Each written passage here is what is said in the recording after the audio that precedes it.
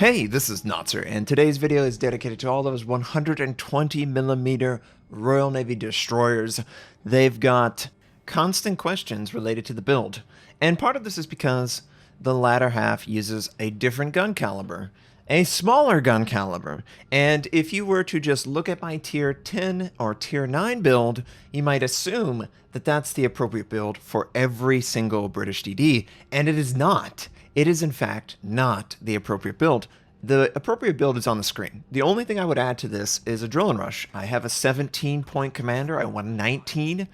Everything else is normal.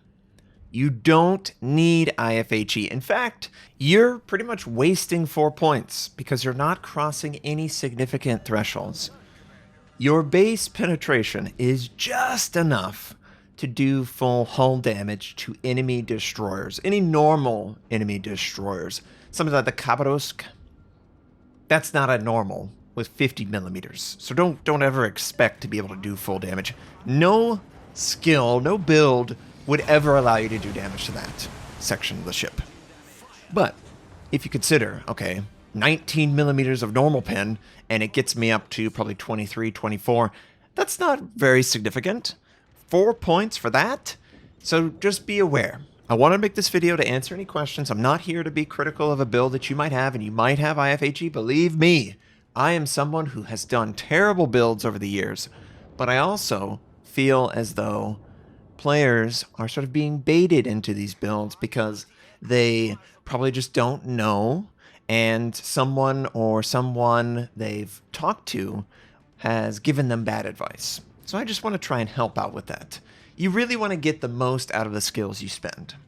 First of all, there's not enough skill points to get every skill that would give you any value whatsoever. So you have to compromise. You have to decide which is giving you the most value. Well, obviously, concealment's giving me the most value. 5.5 kilometer. I'm trying to be aggressive and find this enemy DD that is clearly over by B. That was the goal. I feel like he's sort of tucked inside that island area. I came this way partially because there's a Worcester. I want to stay within 9.5 plus kilometers of that Worcester. Otherwise, he'll use his radar.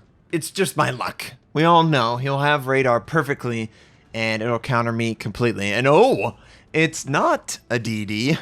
It's something much larger. So I will absolutely outspot the crap out of the ship. And I'm going to use my narrow spread, not my single launch. The goal here is to try and force this enemy Atago to take something. But I want to gain a little bit more positioning. And because of the Atago's apparent backing up, I am going to single launch the second set. And the goal here is just keep him spotted, stay in the cap, keep it contested, but don't be revealed from the enemy Jean Bar, which is going around the corner right now. Very dangerous, and it looks like we are going to be lucky enough to get at least one torpedo hit. Very nice. Very, very nice. Causes a flood. Will force out damage control 100%. Because damage control is forced out, fire is going to stick. And the Brits love setting fire, and salvos are pretty good. Remember, this is without IFHE. I don't really feel like I need IFHE. Most of my shells are penetrating. I'm aiming for the superstructure. Everything's good, right?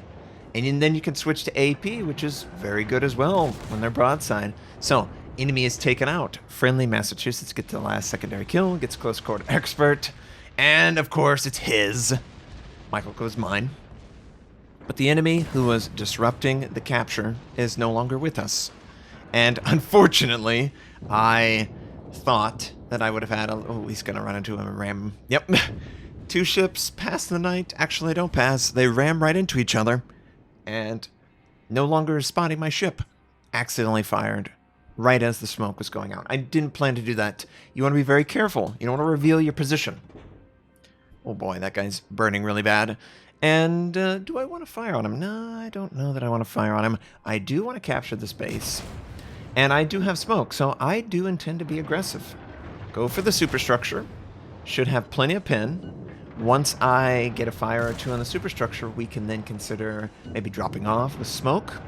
maybe getting in position to torpedo the Kurosakua first, who is pushing forward north of B point.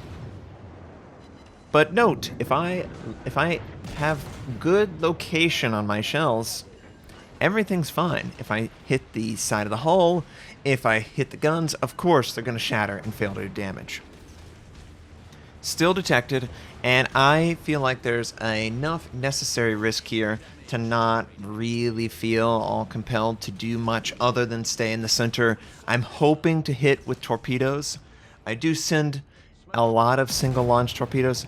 I'm just hoping that he will continuously sail around the island, maybe in an effort to take out the friendly Massachusetts that is up against the island over by B, and we clearly still don't have B. A huge mistake from me. Remember, I always preach, you've got to confirm the capture before you do anything else. And I'm not listening to myself. Of course, enemy Kurosakua first, completely angled back, not going to hit any torpedoes, but I could still fire on him. There is another position at the forward superstructure position for a fire, so I'm hoping that we get a fire, and of course we don't get it on the superstructure, we get it on the bow, which is great. Finally, confirm the capture. Aircraft are fighting overhead. Enemy Kurosakua first is defeated, and we can get some more kills. Couple enemy ships just north of Sea Point. All we have left over there is a friendly gearing, and that friendly gearing just took out the Iowa. We got a Zhao incoming. Enemy Midway was spotted by aircraft. Because the Zhao and because there's only a few enemy ships, I figure if I fire, they're outside of my detection. And the only target that is within range is actually concealed behind the island. So it's a free shot. And these free shots that players will hopefully recognize more and more as they play, that is the mark of a player that can get every ounce out of the game. If you can recognize that situation consistently and take that shot, maybe you cause a fire. Maybe you do enough damage that the target is dead.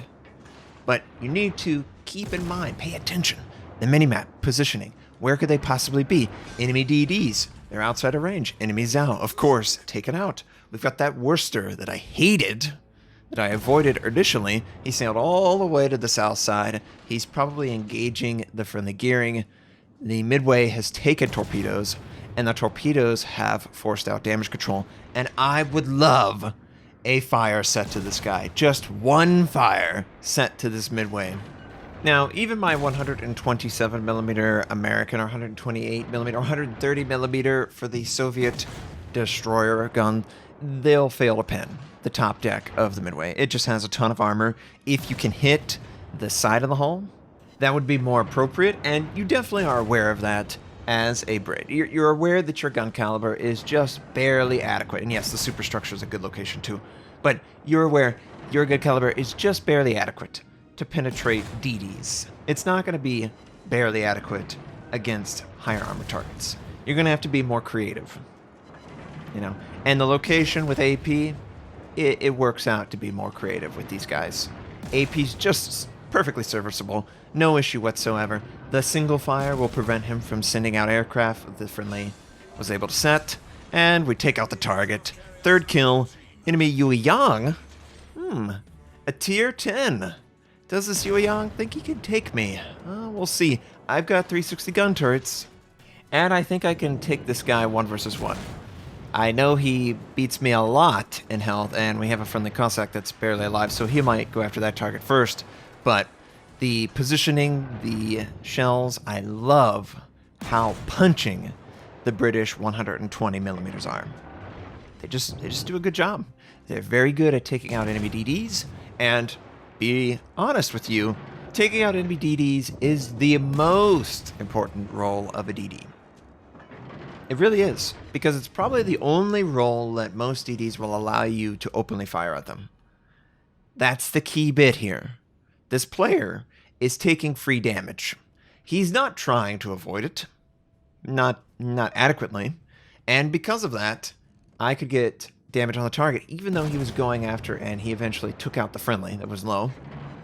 He's trying to send torpedoes. He's trying to be more, active in the game. He's just killing himself because he's not killing me. The time that he would have spent going after my ship, maybe I'm forced to use smoke and go passive, and maybe we don't kill him, but don't ignore players who just clearly will wipe you out.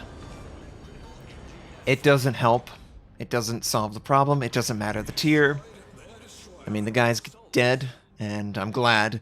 We still have B point. There's only one enemy ship left, and his last known position is quite different from where radiolocation is pointing. And since I have radiolocation, I'm going to go straight towards him. And if I have a chance, I'll probably communicate on the minimap that, yeah, this is roughly where I feel like the enemy DD is, because that's where radiolocation is pointing. It's just such a more useful skill than IFHE on 120 millimeters. And yeah, sure, you could take both, like my Daring and my Jutland, but then you're sacrificing 2 more skills. Are those skills worth being sacrificed? No, not really. I don't think so. You don't get anything from IFHE on 120 millimeters that is 4 points worth.